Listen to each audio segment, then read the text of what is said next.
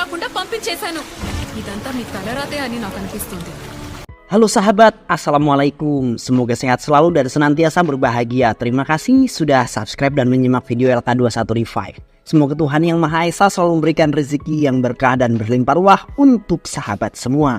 Oke, kali ini LK21 Revive akan membawakan sebuah alur cerita film yang berjudul Surpanagai. Ya, perlu banyak basa-basi, ini dia alur ceritanya.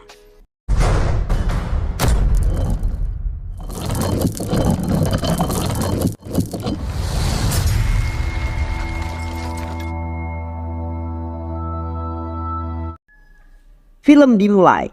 Tim arkeolog India menemukan situs Purbalaka berupa candi di desa Vikarabat.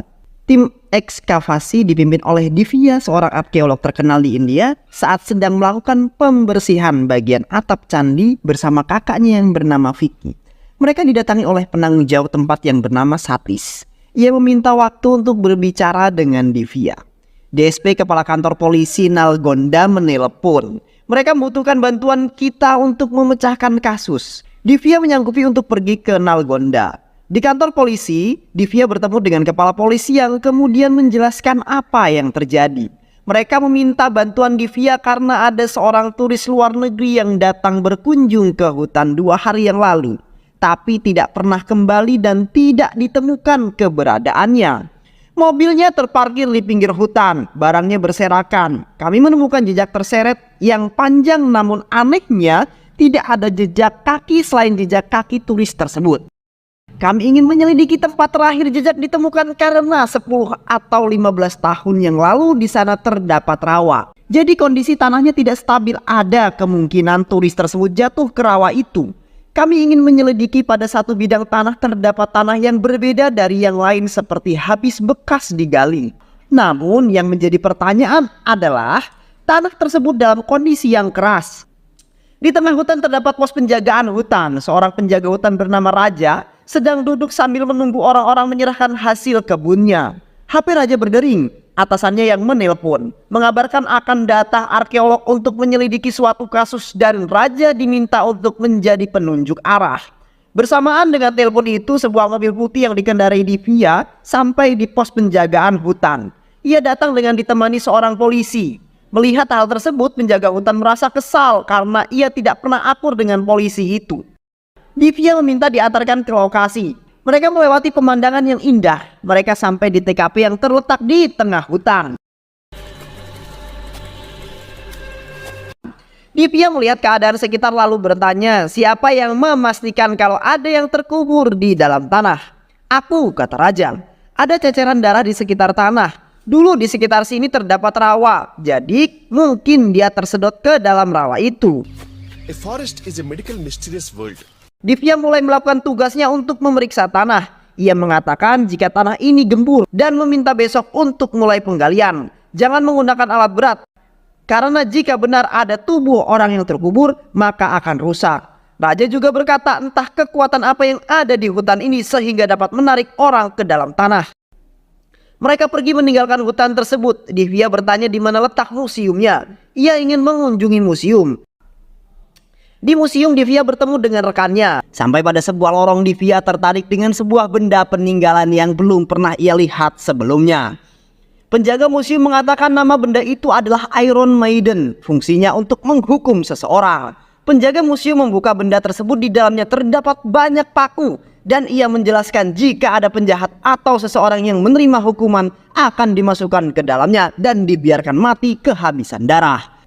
Mereka pergi meninggalkan benda tersebut. Kemudian Divya merasakan sesuatu ketika melihat benda tersebut. Keesokan harinya mulai dilakukan penggalian. Divya berkata jika mereka menemukan sesuatu segera laporkan dan Raja berpesan agar mereka menggali dengan pelan-pelan. Divya, Raja dan polisi inspektur beristirahat melihat keindahan hutan di sekitar tempat kejadian. Salah satu penduduk yang ditugaskan menggali berteriak memberitahukan jika ia menemukan sesuatu. Divya menyuruh mereka untuk keluar dari tanah galian, lalu Divya yang akan melanjutkannya. Divya mengeluarkan perlengkapan dan mulai menyingkirkan tanah dari tengkorak itu. Raja bertanya, bisakah dalam beberapa hari sudah menjadi seperti ini? Normalnya butuh waktu 8 sampai 12 tahun. Namun jika tanah banyak mengandung mikroorganisme, dalam 1 minggu mungkin bisa terjadi. Divya kemudian memindahkan kerangka menggunakan aluminium foil. Raja lah yang akan membawanya ke Hyderabad untuk diteliti lebih lanjut. Tugasku sudah selesai dan aku akan libur. Di kantor polisi, Divya menemui kepala polisi untuk melaporkan hasil penemuannya. Kepala polisi mengungkapkan rasa penasarannya bagaimana dalam waktu 4 hari tubuhnya sudah menjadi tulang belulang. Tubuhnya membusuk dengan sempurna, tapi kenapa tidak ada sisa pakaian yang digunakan? Ini membuat semuanya menjadi aneh. Departemen forensik sedang menyelidiki dan jika hasilnya sudah keluar kita akan bertemu lagi untuk membahas ini. Malam hari Raja datang ke rumah DSP. Ia melihat ada seorang wanita masuk ke dalam rumah DSP. Raja mengikutinya dan mengira DSP bermain wanita. Sampai di dalam rumah Raja bertemu dengan DSP dan mengatakan ia tahu rahasia DSP yang bermain wanita. DSP yang tidak mengerti pun tidak menanggapi perkataan Raja. Tiba-tiba lampu mati dan muncullah wanita yang wajahnya mirip Vidya namun mengenakan pakaian zaman dahulu. Raja dan DSP kaget, lalu wanita yang mirip Vidya itu melukai DSP. Raja yang melihat itu berusaha melarikan diri dan ketika berada di luar ia dibuat ketakutan ketika ada yang memegang pundaknya. Raja meracau ketakutan tapi ternyata itu adalah DSP. Ketika mereka akan pergi, wanita itu sudah ada di depan motornya.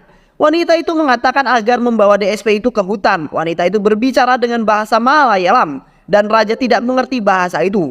Wanita itu menjawab dengan penuh emosi dan mengatakan bahwa dia ke tempat kemarin kamu menggali.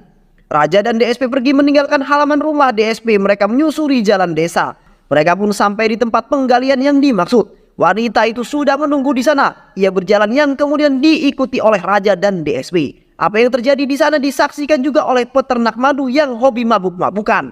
Di belakang Raja, DSP ditarik oleh wanita yang mirip Vidya yang dilemparkan ke kayu yang menumpuk. Dan hal itu dilakukan berulang-ulang tanpa ia tahu apa yang terjadi sebenarnya.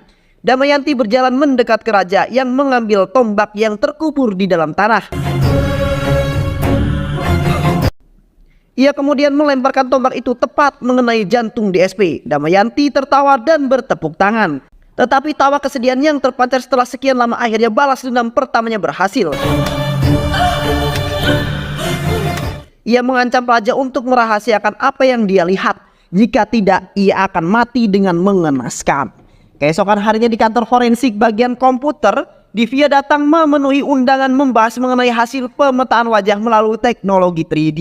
Hasilnya sangat mengejutkan. Tengkorak yang ditemukan bukanlah tengkorak turis asing yang hilang akan tetapi tengkorak wanita yang mirip Divya. Ia menganggap ini hanya lelucon. Dahulu ia meninggal dan bereinkarnasi. Untuk lebih meyakinkan lagi, Divya melakukan scan wajahnya untuk mengetahui kebenarannya. Di tempat penggalian DSP ditemukan tewas dengan tombak yang menusuk jantungnya. Polisi melakukan olah TKP dan TKP pada tombak ditemukan sidik jari. Setelah ditelusuri ternyata itu adalah sidik jari seorang gadis. Namun kepala polisi tidak percaya bagaimana seorang gadis bisa membunuh dengan tombak seberat 40 kg. Saat akan membaca berkas yang diberikan oleh anak buahnya, keluarga DSP datang dan menuju kamar mayat. Mereka 4 bersaudara, DSP adalah saudara yang ketiga. Hal ini kemudian menimbulkan kemarahan untuk keluarga yang lain. Hasil scan wajah Divya telah keluar dan hasilnya sangat mengejutkan. Ternyata benar itu adalah wajah Divya. Jika media mengetahui ini, mereka akan mengejarmu dan kamu tidak akan bisa hidup tenang. Divya termenung di depan kaca. Vicky datang lalu mengajak Divya berbicara. Namun Divya belum mau jujur mengenai apa yang terjadi. Ia berdiskusi dengan kakaknya yang mengatakan akan mencari informasi mengenai seorang gadis yang hidup 100 tahun yang lalu. Sepertinya dia meninggal di daerah Nalgonda. Aku akan bertanya pada orang-orang tua di sana. Divya datang ke pos penjagaan bermaksud meminta tolong untuk menemui berkeliling Nalgonda. Namun ia tidak menemukan Raja karena Raja bersembunyi dari Divya. Raja dan Divya datang ke kantor polisi. Di sana mereka bertemu dengan Arvin, adik laki-laki dari DSP. Halo, Sir. Divya mengatakan pada Raja jika kerangka itu bukan milik turis yang hilang, akan tetapi kerangka itu miliknya. Hal itu membuat Raja terkejut dan menganggap hanya sebuah candaan. Arvin menyukai Divya dan mengikuti kemana Divya kemudian pergi. Berusaha menarik perhatiannya hingga suatu saat Arvin melihat Divya sedang duduk di depan rumahnya. Ia berpura-pura kemudian meminjam dongkrak karena ban mobil kempes. Setelah selesai, Arvin berbincang dengan Divya. dan mengatakan akan pergi ke museum karena ia menyukai cerita masa lalu. Vidya dengan semangat mengatakan akan ikut ke museum. Mereka pun pergi, namun yang ikut pergi adalah arwah Damayanti. Di museum, Damayanti melakukan usaha pembunuhan terhadap Arvin. Ia memasukkan Arvin ke dalam Iron Maiden dan menutupnya. Ia melakukan seperti apa yang mereka lakukan ke suaminya. Kemudian ia bertepuk tangan dan tertawa keras. Balas dendamnya yang kedua terlaksana. Polisi menyelidiki kasus ini dengan penjaga museum mengatakan mustahil jika seorang gadis yang melakukannya, karena untuk membuka pintu ini membutuhkan tenaga yang besar. Kemudian di rumah DSP, kakak beradik itu sedang berduka atas meninggalnya Arvin. Temannya Arvin datang dan mengatakan beberapa saat sebelum Arvin meninggal, ia mendapatkan telepon dari Arvin yang meminta pendapat tentang apa yang cocok untuk mengejar seorang gadis yang berprofesi sebagai arkeolog. Museum adalah tempat yang disarankan, sehingga ia berasumsi bahwa gadis itulah yang membuat Arvin terbunuh. Di kantor polisi terjadi keributan antara Divya dan dua kakak beradik keluarga DSP. Polisi berusaha untuk melerai mereka. Saat itulah ahli forensik datang dan mulai menjelaskan jika kerangka yang ditemukan Divya bukanlah milik turis laki-laki yang mereka cari, melainkan milik seorang wanita yang kerangka itu sudah berumur 120 tahun. Yang lebih mengejutkan lagi adalah anatomi kerangka ini sangat mirip dengan Divya. Bukti hasil penyelidikan pun ditunjukkan. Di rumah, Divya meminta bantuan kepada Vicky untuk mengawasi Divya. Apakah ia bertingkah aneh? Dan pada malam harinya, Vicky melihat Divya yang tertidur di kamarnya. Ketika ia akan kembali ke kamarnya sendiri, muncullah Damayanti yang berwajah mirip Divya yang berusaha melukai Vicky. Damayanti itu berusaha melukai Vicky namun tidak berhasil karena Divya mencegahnya. Divya mengatakan, "Mengapa Anda ingin membunuh saudaraku?" Damayanti mengatakan dia adalah penipu dan lihatlah akhir dari hidupnya sekarang. Damayanti mengatakan agar Divya mengikutinya jika ingin tahu apa yang terjadi. Damayanti itu duduk di depan cermin dan muncullah sosok wanita yang bernama Damayanti. Lalu mulailah ia bercerita. Latar cerita kembali ke masa lalu. Damayanti mempunyai mertua yang bernama Venkatapati Raju, seorang kepala suku. Suamiku bernama Vira Gajapati Raju dan ia akan menjadi raja dari daerah ini. Mertuaku memiliki orang kepercayaan bernama Ramalingam. Ramalingam mempunyai seorang adik perempuan dan 3 adik laki-laki. Ayah mertuaku tertarik dengan kecantikan adik perempuan Ramalingam. Hingga suatu saat adik perempuan Ramalingam dinikahi oleh ayah mertuaku dan menjadi istri ketiganya. Ramalingam merasa sakit hati karena ia melihat adiknya hanya dijadikan seperti pembantu. Suatu hari saat Ramalingam sedang menemani ayah mertuaku, ia mendapat perintah untuk mengatur sebuah kompetisi bertarung untuk Vira dan salah satu syaratnya adalah adik laki-laki Ramalingam harus ikut melawan Vira. Hari kompetisi pun dimulai. Vira berada di tengah lapangan dan adik Ramalingam berusaha melawannya. Namun mereka semua gagal. Dari atas balkon, istri Vira bertepuk tangan setiap kali Vira berhasil membuat adik Ramalingam jatuh. Hal ini kemudian menimbulkan rasa sakit hati dari adik perempuan Ramalingam. Adik Ramalingam berada di rumah Ramalingam. Adik perempuannya menangis melihat keadaan saudaranya. Ia mengatakan sakit hati ketika melihat saudaranya diperlakukan seperti itu. Hal selanjutnya yang membuat mereka terkejut adalah berita yang dibawa oleh kakak tertua mereka, yaitu mengenai penobatan Vira sebagai putra mahkota jika nanti Tuan Besar sudah tidak ada. Hal yang paling mereka khawatirkan adalah posisi adiknya yang hanya dianggap sebagai pelayan dan tidak memiliki kedudukan. Apakah mereka akan mengusirnya kelak? Aku sudah menjadikanmu istri, Tuan, bukan hal yang sulit bagiku untuk menjadikanmu nyonya rumah. Itu adalah janji kakak tertua mereka. Ramalingam mulai melaksanakan rencananya ketika tuannya sedang dalam perjalanan. Mereka menghadangnya, kemudian membunuh Tuan Besar beserta istrinya dan mengambil semua perhiasan yang ada. Vira dan istrinya ditahan di sebuah ruang bawah tanah yang sempit dengan tangan yang dirantai. Ramalingam memukul Vira. Setelah puas, ia beralih ke Damayanti. Ia mengatakan dengan keangkuhanmu, kamu menertawakan saudara-saudaraku yang kalah melawan Vira. Kamu salah paham, Ramalingam. Aku bertepuk tangan untuk menyemangati suamiku. Tidak ada maksud lain, kata Damayanti. Aku akan membiarkannya hidup untuk merasakan semua rasa sakit yang akan kalian peroleh, sambil menunjuk ke Vira. Dengan kejamnya Ramalingam memerintahkan anak buahnya untuk membawa besi panas, kemudian membuat buta mata Vira. Dengan besi tersebut, istri Vira histeris melihat yang terjadi. Vira berteriak menerima rasa sakit akibat matanya yang dibuat buta menggunakan besi panas. Suatu hari datanglah adik perempuan Ramalingam beserta orang asing ke ruang tahanan. Adik perempuan Ramalingam mengatakan, Tuan tidak akan kecewa dengan pilihanku. Dia adalah budak kami dan kamu dapat menggunakannya kapanpun. Bawa dia ke Wisma." Istri Vira memberontak dan memohon agar tidak dibawa keluar untuk pergi bersama dengan orang asing tersebut.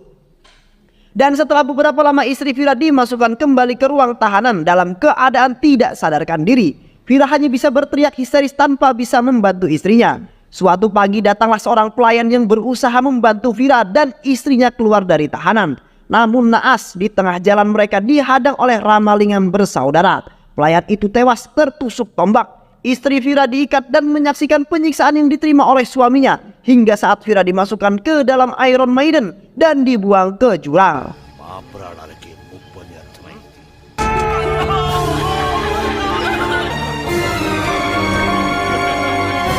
Mereka kembali dan membawa istri Vira ke tempat yang terdapat lumpur hisapnya. Mereka mendorong Damayanti hingga terjebak dalam lumpur hisap dan menghilang. Mereka tertawa menyaksikan semua kejadian yang telah mereka rencanakan sebelumnya. Kembali ke masa kini, Divya merasa sedih atas apa yang menimpa Damayanti. Namun balas dendam bukanlah hal keadilan. Divya mengungkapkan apa yang ia pikirkan jika Damayanti tetap melakukan balas dendam. Apa bedanya Damayanti dengan mereka? Sama-sama menjadi orang jahat dengan membunuh. Kamu terlahir kembali sebagai aku. Itu berarti kita adalah sama. Aku tidak akan melarangmu untuk balas dendam. Keputusan ada di tanganmu. Lakukan apa yang menurutmu benar. Latar beralih ke dalam hutan di mana kerangka Damayanti ditemukan. Damayanti pergi memasuki lubang tempat kerangkanya ditemukan dan menghilang. Malam hari, Divya, Vicky dan dua bersaudara DSP yang tersisa berkumpul. Divya menceritakan semua yang terjadi di masa lalu. Adik perempuan DSP yang bernama Malika meminta maaf atas apa yang terjadi. Dan jika benar Vicky adalah saudara laki-laki kami, maka Damayanti akan membunuh kami. Divya mengatakan jika Damayanti tidak akan datang untuk membunuh kalian karena ia sudah pergi. Keesokan harinya, Vicky dipanggil untuk datang ke rumah Malika dan merencanakan pembunuhan terhadap Divya. Karena menganggap selama Divya masih ada, Damayanti akan tetap ada untuk membalas dendam. Saat di kamar tidur, Vicky berusaha untuk membunuh Divya dengan menggunakan pisau. Namun gagal karena yang berbaring bukanlah Divya, hanya guling yang ditutupi selimut. Divya duduk di dekat lampu kamar dan menyalakan lampu tersebut ketika Vicky menjalankan aksinya. Kecewa itu yang dirasakan Divya, kakaknya sendiri berusaha untuk membunuhnya. Vicky merasa frustasi karena bayang-bayang Damayanti selalu hadir. Vicky akan menelpon Malika untuk datang ke rumah Divya dan berbicara mengenai masalah ini. Mereka berempat kembali berkumpul. Vicky mengatakan ia akan bunuh diri dan ini pun dikatakan oleh Malika. Ia merasa tertekan dengan apa yang terjadi. Ia merasa selalu menjadi target Damayanti. Mereka tidak mau seumur hidup bertemu dengan psikolog. Ia mengatakan Damayanti menggunakan tubuhmu untuk balas dendam. Dan jika kamu tidak berada di sana, maka Damayanti juga tidak mungkin ada. Kami sudah berdiskusi sebelum kemari. Kami memang melakukan kejahatan dan kami pantas dihukum. Kami siap mati jika kamu mengatakan kapan kami harus mengakhiri hidup kami. Ambil keputusan dengan cepat karena kami sudah merasa lelah. Divya memutuskan besok mereka akan pergi ke tempat kerangka Damayanti ditemukan. Dan Divya akan bunuh diri di sana. Kalian tidak perlu mati, aku yang akan mati di sana. Siang hari saat mereka sampai di tempat kerangka Damayanti ditemukan, hujan turun dengan deras dan Divya teringat apa yang dikatakan oleh Damayanti. Divya sudah mengetahui jika ini adalah rencana mereka untuk membunuh dirinya. Tanpa mengotori tangan mereka, yaitu dengan membuat Divya sukarela membunuh dirinya sendiri. Divya berjalan menuju tempat Damayanti ditemukan. Dia teringat apa yang pernah Raja katakan mengenai dahan pohon kelor. Dan ia memanfaatkan itu selain berpura-pura kerasukan arwah Damayanti. Kakak pertama Malika tewas tertusuk bambu pada bagian dadanya.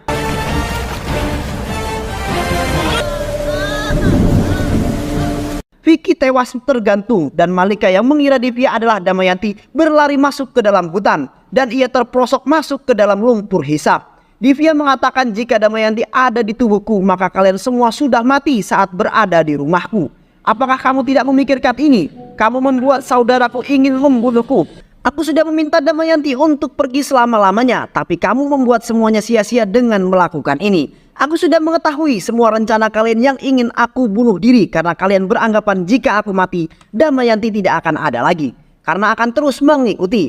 Aku tidak melakukan apa-apa pada kalian, ini semua adalah takdir. Divya pergi meninggalkan Malika. Malika tenggelam ke dalam lumpur hisap. Divya berjalan menuju pos penjaga hutan. Saat sampai ia tidak bertemu dengan Raja karena Raja sudah dipindah tugaskan. Pengganti dari Raja berwajah sama dengan salah seorang dari masa lalu yang berhubungan dengan mereka.